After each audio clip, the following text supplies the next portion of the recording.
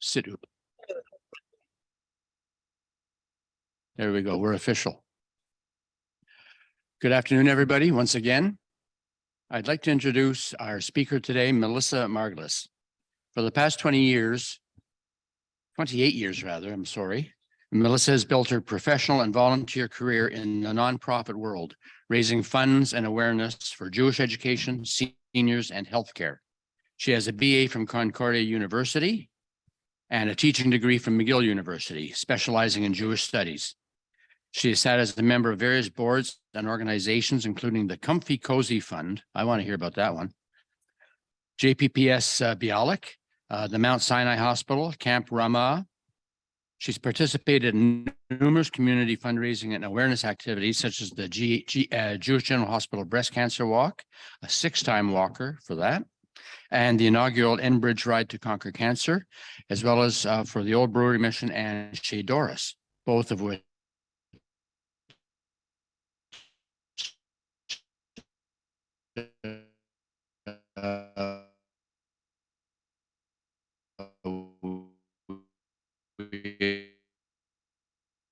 Saint-Luc's Volunteer of the Year Awards for her efforts. She's married, a mom of 2, and a passionate community advocate, skier, and outdoor enthusiast. Her topic today, charitable giving. Melissa, come on up. We're lovely to see you here.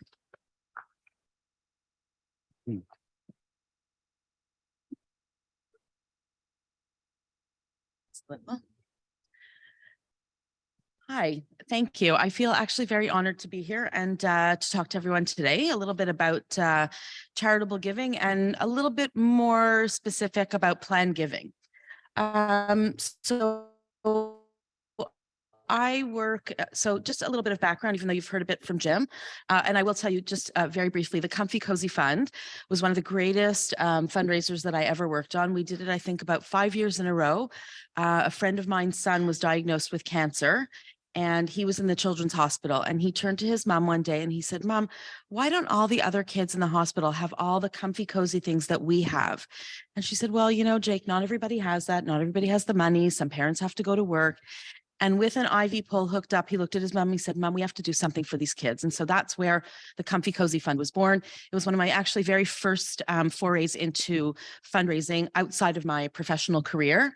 And we had this big party in Hampstead Park every August. And we used to rent bouncy castles, and we had food and entertainment. And over the years, we raised, I think, over $2 million for the Montreal Children's Hospital Foundation. And what that went to provide and still provides to this day, things like, you know, video games, movies for the kids, handhelds, anything that makes the kids stay in the hospital comfy and cozy. So there's your explanation. I could have made it a little bit more, I don't know, sordid, but we'll leave it clean. So in my professional work at the Jewish General Hospital, I am the director, the principal director of major gifts and planned giving. So it would seem that those are sort of two very different ways of giving, but in fact, they're actually not. Anybody who comes to us and is ready to give a major gift, which is roughly, I would say, about $100,000 or more, generally has the capacity and the inclination and the willingness to do more. And so what I try and do is I try and marry the two. So that way, a donor is able to give a larger gift. You give some now as a cash gift, and then you leave some in your will. And so your legacy and your story with the Jewish General Hospital continues well beyond, you know, once you've passed. So it's a little bit about what I want to talk about today is what are people's stories? Everybody comes to fundraising and to charitable giving with a very different purview. So it's really all about what is someone's story. So if you look at my bio, for example, it's been all about philanthropy and fundraising. And so likely in my will, and we'll sort of get to wills in a minute, in my will, there would probably be some provision along those lines because that's been my story from the day I graduated university until today, and will continue past that. So I just want to ask everyone a question. Show of hands, who here has a will? Okay, phew. Oh, I see one hand not up. We can talk later. Just kidding. Okay, so okay, almost everybody here has a will. Amazing. Is this your first will, the first iteration of your will? Okay, Third. Okay. So see, this is what happens along people's lifetimes. And in fact, I will tell you, I did turn to my husband the other day. I said, our kids are 19 and 23. I think we should redo our wills. I don't think we need guardians for them anymore. I don't think we need certain provisions. So, it's not something that we really think about. And often when I have donors that come to my office and they talk to me about major giving, and I sort of very gently introduce the idea of a will, I sort of say the same thing to them. Have you redone your will? Have you thought about providing for people in your future? Have you looked at your assets? So it's not really something that we think about, but we should do more than one iteration of our will just to make sure that we're sort of, where we need to be. Next slide. So I kind of put up this quote because it talks about sort of, it says the purpose of human life is to serve and to show compassion and the will to help others. And so, there's a difference between philanthropy and making a donation. Philanthropy is your story. Philanthropy is how you weave it through your lifetime, the work that you do, sometimes the volunteer work that you do. I mean, I could look at all of you and say, you know what, you could probably make provisions in your will for the Rotary Club. It would really benefit. It would benefit you. It would benefit the club. There's a million ways to tell your story and make sure that your story continues on. Making a donation is a very different story. Anybody can show up at my office. We have our annual fund. They can make a one-time gift. We can say, thank you very much. But I also believe there's a story behind every donation. And so every year when our annual fund donations come in, we always look at the list in our office and we look at the ones that have given above a certain amount and we start calling them and thanking them.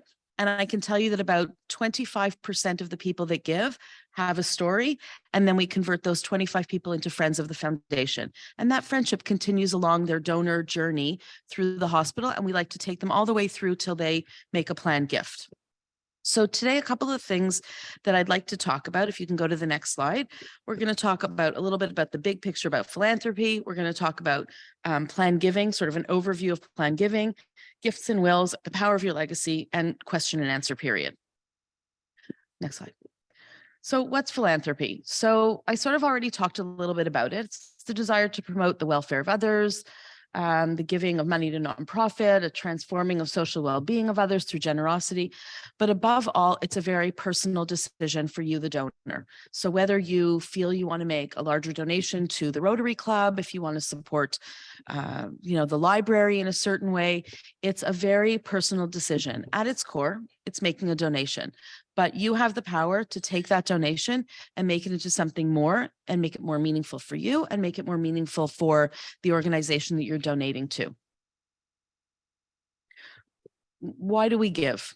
I mean, everybody gives for a different reason, right? It could be your values to give. I mean, if you look again at my bio, I can tell you every gift that I've made, the reason I started giving to that organization, why it's meaningful to me. For example, I give annually to the Old Brewery Mission. Why?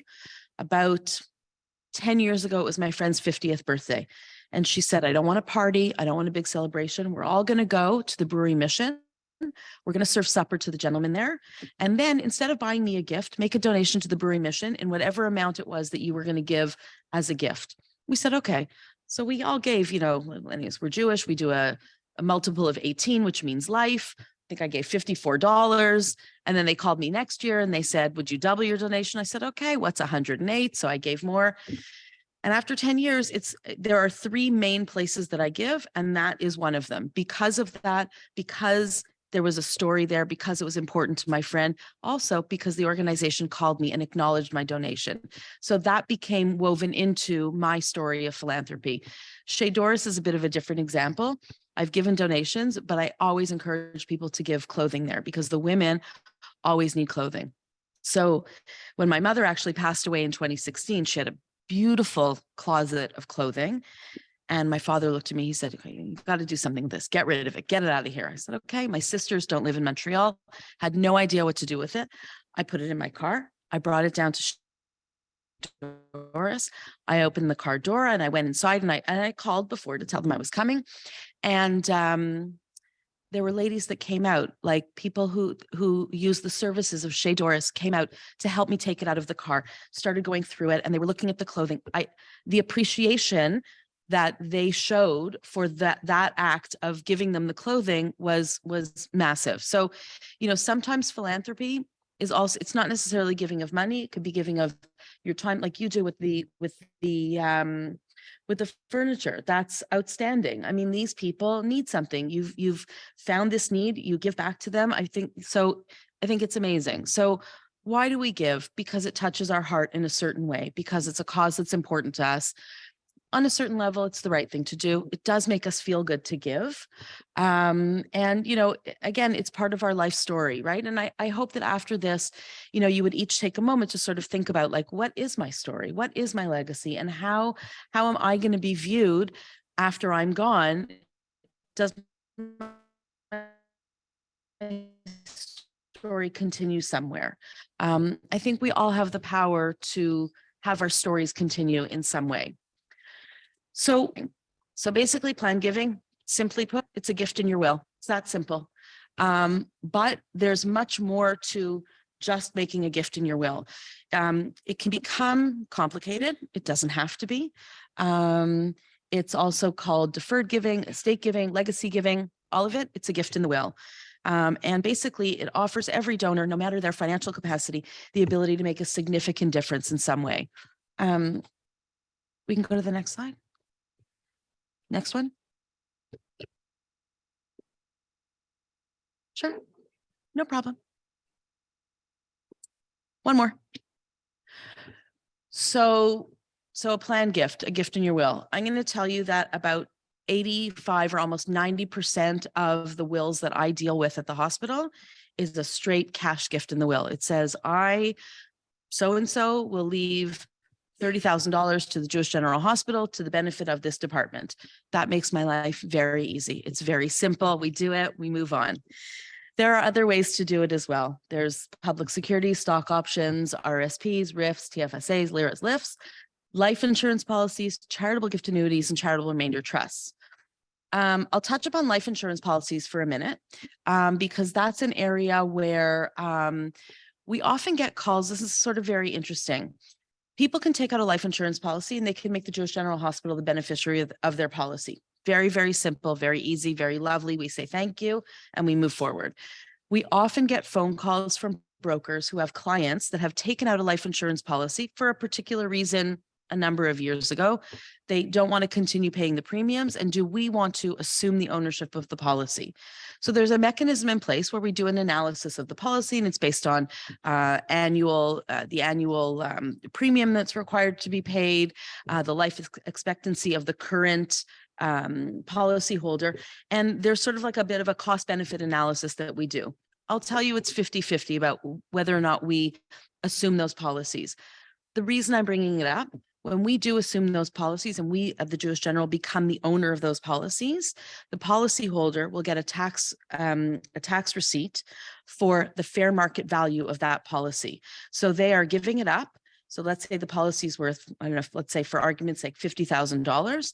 They will get a tax receipt for $50,000. We become the owner of the policy. And when they pass away, we have the benefit of the payout of the policy.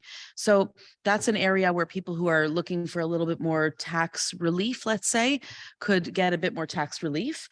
Benefits them, benefits us. Charitable gift annuities and remainder trusts are very interesting. I will tell you, we actually don't do them that often. They can be a little bit complicated, and there's sort of two different ways that can benefit the donor. So I just have to look at my notes. I don't do them often. So with a charitable gift annuity, this has a greater benefit to a donor who is older, let's say. So for example, if someone has a $100,000 annuity, they will get a payout on an annual basis. So if they need a little extra income, let's say for now, let's say the interest rates are 4.5%, maybe they're a bit lower these days, but they will get a payout of $4,500 a year for the number of years of their life expectancy. So based on someone, I did a calculation for someone who was 74 years old. So he had a 12-year life expectancy. So in a way, at the end, what's left in the annuity comes to the Jewish General Hospital. The longer, the younger the person is, the longer the life expectancy, the less beneficial it is for the Jewish General, but it's beneficial for the donor because they are getting a payout every year. Usually it's if someone needs sort of a little bit of extra income. But for a charitable remainder trust, it also works on life expectancy. And, always the problem is when we're dealing with these types of investment vehicles as tax relief options or as planned giving options, it also depends on where are you at in the tax bracket? Like what other sources of income do you have? What other investments do you have? Where's the rest of your income coming in? So I can do these analyses based on very minimal information, but I always tell people you have to go back and talk to your financial advisor and make sure that the choice that you are making is the correct choice. Bequests are, for us at the hospital, one of the easiest ways. We have people that will leave an actual cash gift. We have people who will leave a percentage of what's in their will. Sometimes people make a will very early on, and there may be at the onset when they make their will an amount of capacity, but as they move forward, their life expectancy, as we all know, people are living longer. So, I joke about my father, who I hope will never see this on YouTube, that when the markets took a dip many years ago, he was very concerned. He says, "Oh, Melissa, I have money to live till I'm 85. I said, "But you're very healthy, Dad. You're going to live to 100. He said, "Well, I don't know what I'm going to do." I said, "Anyways, Dad, you're going to be fine. Don't worry about it." Yes, my dad's 84, and though he may be a little bit or a lot deaf, extremely healthy. So I'm thankful the market sort of picked up a little bit, and he still has money to live to 100. I'm not worried. But because people are living longer, when they're doing their wills, it might have been earlier. And that's sort of why I asked at the beginning, is this the first iteration of your will? Things sometimes need to be changed along the way. So when people leave a percentage in their will, I don't usually know how much that is until the lawyer, the notary, whoever, sort of deals with the will at the end. One thing I will say about giving to the Jewish General Hospital is that we encourage people to either give to a specific department or to make it a general donation. And why do I say that? Things change, as we all know. Some people may have been very well served by Dr. X, who does research into ladies that wear pink scarves. And that's lovely. And maybe today it's very important about ladies who wear pink scarves. But in 5 years from now, maybe they found a cure, and maybe ladies who wear pink scarves are now wearing orange scarves. So we have to be very, our legal obligation is to meet the words that are set out in the will, the wishes of the deceased. So if it's for pink scarves, but now that doctor isn't researching that and he's doing something else, it's very difficult for me to allocate the money to something that is not written in the will. So I will often say to people, well, pink scarves are part of the knitting club. So why don't we allocate the money to the overall knitting club, and then it will go to, in that department. So 9 times out of 10, that seems to work. Sometimes we get the odd person who will be a little bit more specific. And then later on, it could create a bit of difficulty in terms of allocating the funds. But also the general fund, we as the foundation have an obligation to certain departments in the hospital that don't necessarily get the funding. I'll use radiology as an example. Radiology is probably the second most used department in the hospital after the emergency department, because we have one of the busiest emergency departments in the province, if not in Canada. Almost everybody who comes into the hospital through their health trajectory will have to see the radiology department. You may have to have an X-ray, an MRI, a CT. You may have to have some kind of medical imaging. Nobody thinks that's a department that they want to donate to. They're grateful that Dr. X cured them, and they will make a donation to that department. But they don't remember that they went to radiology 3 times for a CT and an MRI, and that department needs funds. So, that's sort of an area where the foundation can at times sort of step in and help out the hospital in general, sort of meeting some of those obligations. Next slide. So I talked about types of bequests. We can go to the next one. I often get ahead of myself. So really, I want to just close, just kind of bringing it back to what I said at the beginning about the power of your legacy. And I would encourage each of you, though, of course, I did stand here and talk about the Jewish General Hospital. And of course, if you all want to make donations to the Jewish General, I'm very happy with that. However, you know, you're here at the Rotary Club for a reason, for whatever, you know, this has been, you know, a meeting point for you. There's some of you here, there's some online. Jim was explaining to me about sort of what I will now call almost the power of the worldwide Rotary. Obviously, this is something that's important to you. I would encourage all of you to think about your legacy and think about what are your next steps and how is your life going to be remembered, you know, and think about ways that you can make a difference, you know, well beyond sitting here today and having lunch, but really maybe helping the Rotary Club solidify their foundation for the future. Thank you. But I'm also happy to answer any questions. I'm not going anywhere. Sure. The people online can, yes, sure.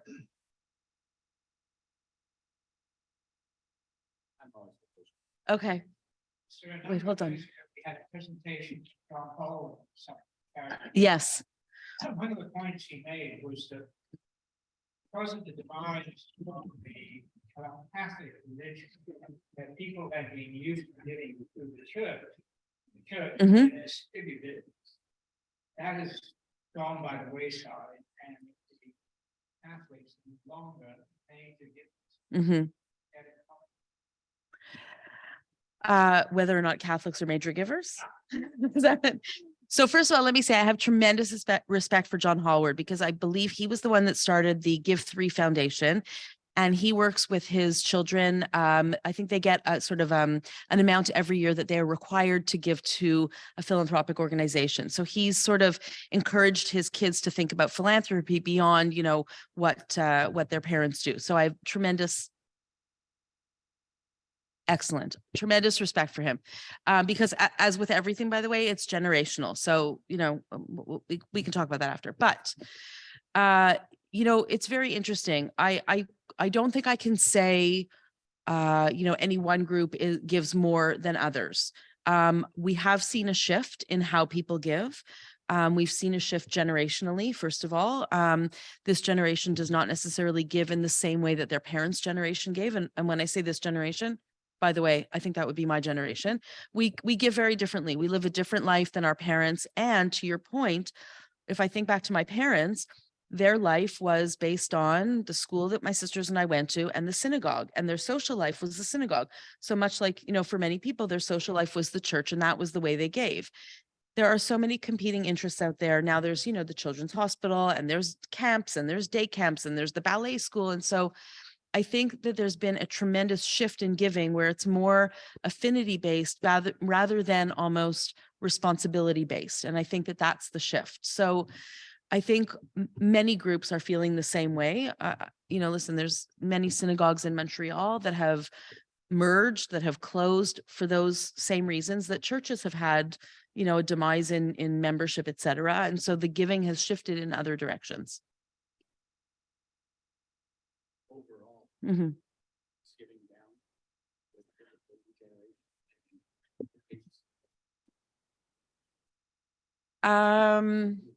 Oh yes, the question was overall is giving down in on a generational basis.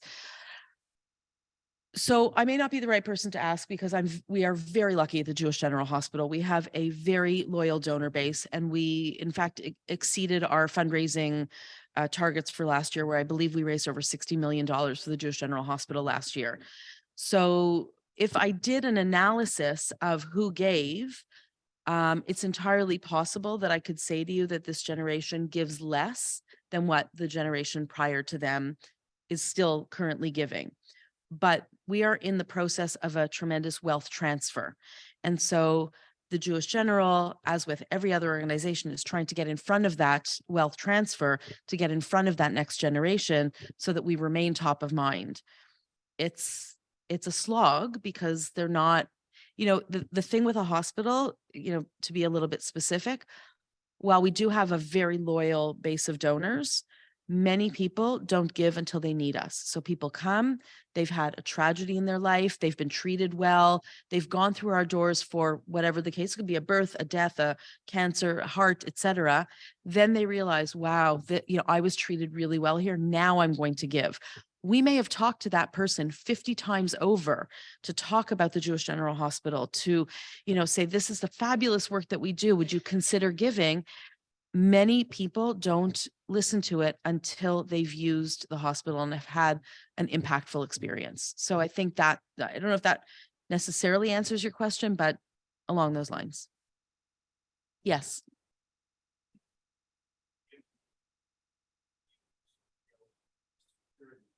Yes.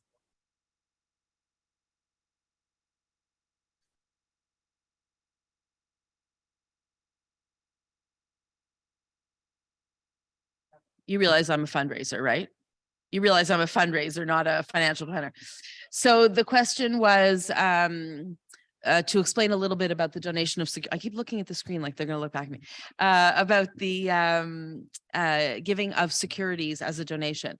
So it also works on fair market value. People are able to donate securities, and we do actually have a lot of donors that do this. They will donate securities to us, and then the policy is we actually do not keep those. We sell them on the day that they are received for whatever the fair market, like the market price is at the time, and the donor receives a tax receipt for the fair market value. The reason we don't hold on to the shares is because, as we all know, things go up and things go down. And so if we hold on to it and we sell it at a time that we deem appropriate, the donor can say, well, you should have held on to it. It's going to go up. You could have made more money. Our policy is, and actually almost every charitable organization does it, nobody holds securities. We sell it when it comes in for whatever the market value is of that day, and the donor gets a tax receipt for the fair market value. And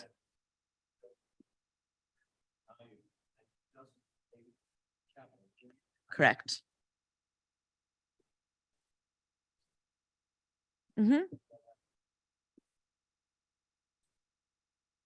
Adjusted cost base. Yes. Yes. Well, we also get people, I mean, I can tell you one story that we had a lawyer call me, and they were there. He works for an elderly couple, and they had sold off a lot of their properties, but in order to offset their capital gains tax, they needed to make a donation so they can get that tax receipt to offset.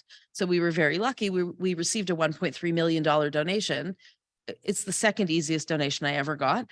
But we received a $1.3 million donation to offset those capital gains taxes so that the donor didn't have to pay too many taxes. But that's where it starts getting very complicated. And to be very honest with you, those cases where I deal with securities or shares or holding companies, operating companies, and all of that, that's about 5% of what I do, to be perfectly honest with you.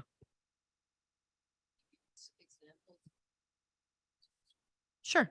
I had actually an estate. Oh, sorry. The question was, can I give some examples about what the money is used for? So I had an estate that actually came in about 6 months ago. The son and the daughter called. The mother had left $3 million to the Jewish General Hospital to sometime this particular one. And I'm actually bringing it up because it goes back to what I was saying before. Sometimes things become a little bit outdated. So the lady that passed away wanted it for macular degeneration in the ophthalmology department, and something else in the Department of Gynecology and Obstetrics. So, I mean, $3 million in someone's bequest is actually quite lovely. I would say it's really, it generally will throw off my numbers because we don't, in gifts in the will, we don't usually get ones that are that high. But what we had to do was really work with the family and work with the physicians in order to best match the allocation of the funds to those two areas. A lot of people donate to the Siegel Cancer Center for a variety of reasons.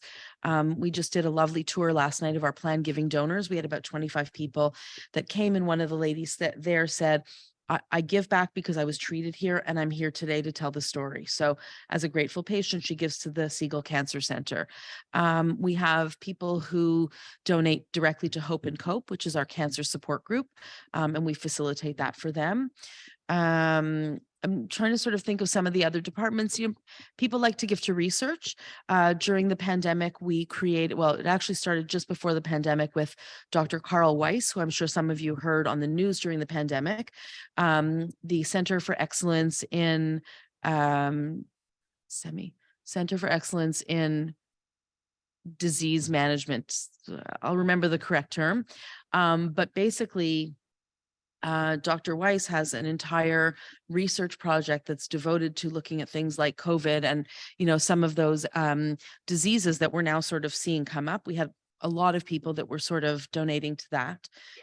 Sometimes it depends what's popular right now. We were very lucky in 2017, I think, or 2015, there was a very large donation from the Azrieli family of Montreal, and it created the Azrieli Heart Center, which enabled us to create this world-class heart center and attract physicians and researchers to come to it. And we still have people who are grateful for the care that they got in cardiology. So that's another area. But we really try and sort of allocate it to departments so that each department can sort of use the funds to their best ability and their needs to advance what they're doing. Yes.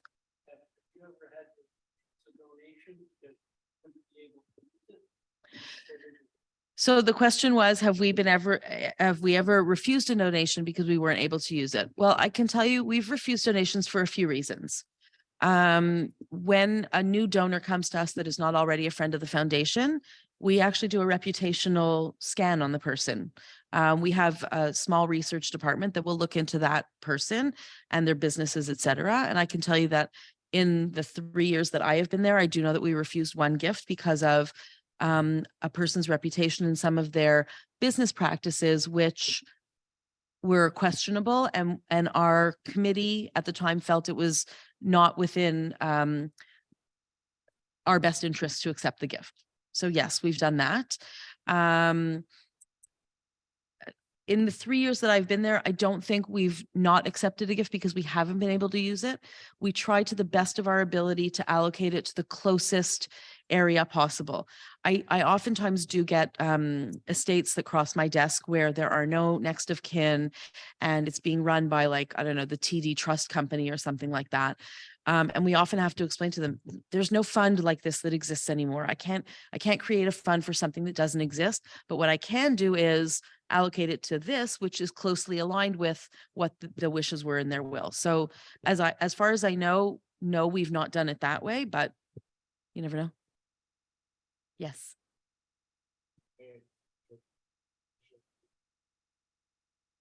Okay, the question was, do people who donate get special treatment in the hospital? The answer? No. I'll tell you something. When I started working at the hospital, I was without a GP. My GP retired after 35 years that I had been seeing her, and I could not even find a GP. So, and I work in the hospital, and I begged, and I went to people that I knew, and I went and I asked. No. So no, there's no special treatment. And I will also tell you that the way, our government has centralized a lot of things. And so if you go to your GP and he says, I want you to have a cardiology consult at the Jewish General Hospital, they will send in the consult. It goes to a centralized office. They will triage it and look at how did your doctor describe your condition? What is your level of severity or the need for the appointment? And then you get triaged appropriately, almost like in the emergency room, right? We go in, your finger's falling off, but by the way, like his arm is falling off. So you never know where you are in that. So once it's in that triage system, it's, and I will tell you, I did have a lovely gentleman in my office the other day we're working on his bequest, and he's leaving money to the Jewish General. He has no next of kin, et cetera. And he says to me, I need a pacemaker. I said, okay, well, have you seen a doctor? He said, well, I'm waiting. I said, well, how long have you been waiting? He said, well, a year ago, I put in my request. The man could not walk from here to the door without stopping, but his request is somewhere. And I will tell you, sometimes we do ask. We did ask, and I said, where is this? I said, this gentleman was the man cannot breathe. He needs a pacemaker. They said, it's in the system. He'll get called. That's the answer. So there's no special treatment, unfortunately.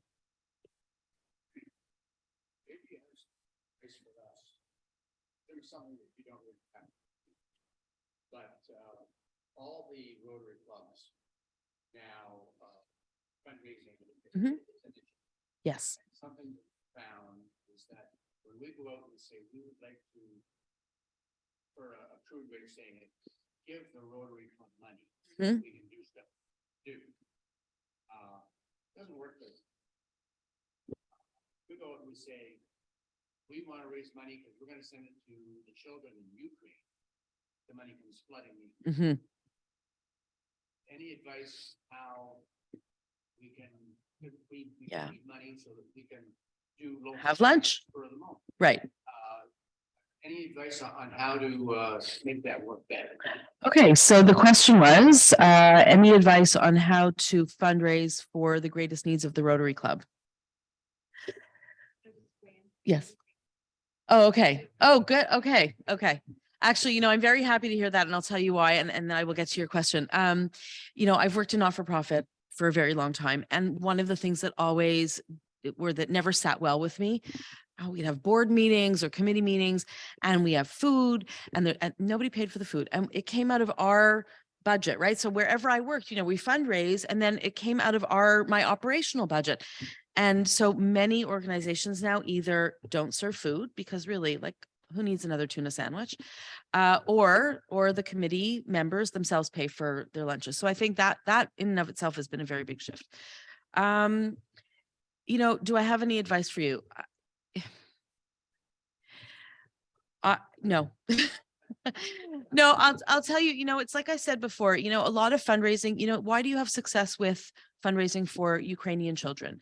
Because it's out there, it's in the news. Our hearts open up for these families that have left a horrible situation and they've come here and they have nothing. And we look at our lives and we say, okay, I'm flush. I can give $25. I can give furniture. I can do whatever. Causes have to touch people's heart. And it doesn't mean that the Rotary Club doesn't. It means that you have to change your messaging. And maybe a once a year fundraiser to say, we are the Rotary Club and this is what we do. Here are all the things that we've donated to. Please come support us so that we can continue to do that. So maybe your message needs to be, we're this umbrella and here are all these other things under us. We need your help to support those things. So I think the work that you do, as you explained to me before, and the furniture, fantastic. It's the message about the Rotary Club maybe that needs a tweak. Listen, it's not easy. I sit on the board of it's called the Nelly Philanthropy Foundation, and it was started just before the pandemic. And, we were the driving force, not necessarily me, but myself and the president, David Lisbona, behind the Cote Saint-Luc Grocery Project. People thought it was unbelievable. We were making sure seniors got their groceries. I was in the grocery store 5 days a week. We were there at 6:30 in the morning and at night after it closed, and we were doing groceries for all of these seniors in Cote Saint-Luc. People were giving money because they thought this is amazing. They're doing all this, first of all, they thought people were getting groceries for free, which they weren't. But people were giving money because of what we were doing. But if we do a fundraiser to support Nelly and say, hey, we need funds for our operating costs, nobody will give. We did a fundraiser a few weekends ago. We did a roller disco fundraiser. By the way, don't get on roller skates. It's not what you think. It looks a lot easier than it is. But we raised over $7,000. Why? Food security and NDG. And we were supporting Bread and Beyond and High Lifeline, who support families in need. It's the work that we do behind that compels people to give. It's not, no one's going to give directly to Nelly because they want to give to Nelly. They're going to give because of what we do. So it's a lot of it's about the messaging. Yeah. Anything else? Yes. Yes.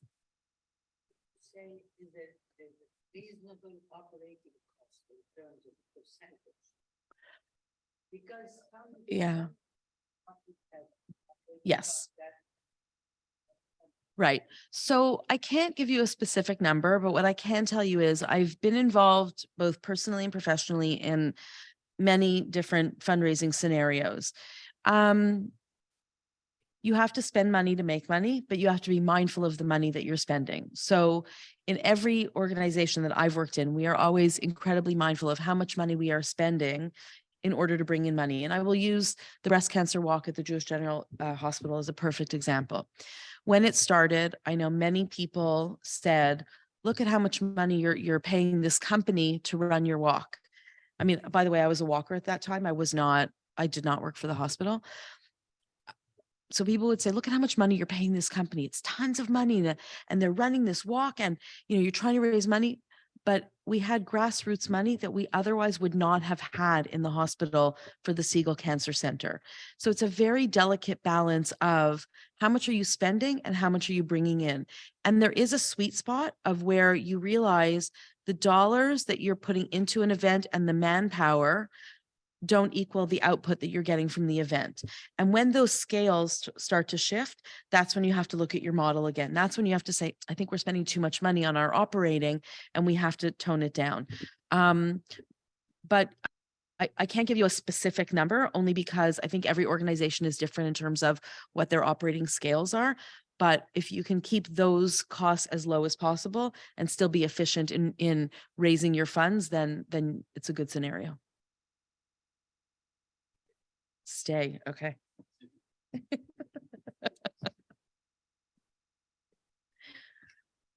It's a wide angle lens, so we can both stand here and. Okay. And see, look up there, you see? Let's see. We're both- I think we make a lovely couple. Thank you. Can you, there in Zoom land?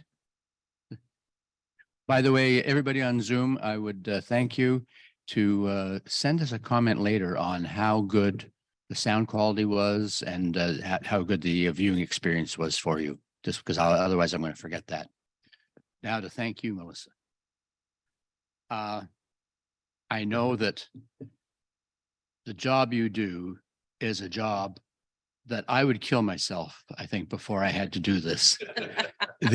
And one of the biggest problems that certainly that we have at Rotary is saying, let's go out and get some money. Fundraising is an incredibly difficult thing to do. You've got to be a person of confidence and commitment. Like you said, you've got to have a focus and a goal and a raison d'etre. And you have obviously found that in several ways. So for that, absolutely, I commend you. And to be able to lay it out like that and show us what it is you do and how this stuff works so explicitly, very, very much appreciated. Thank you so much, so My much. pleasure. Thank you for having me.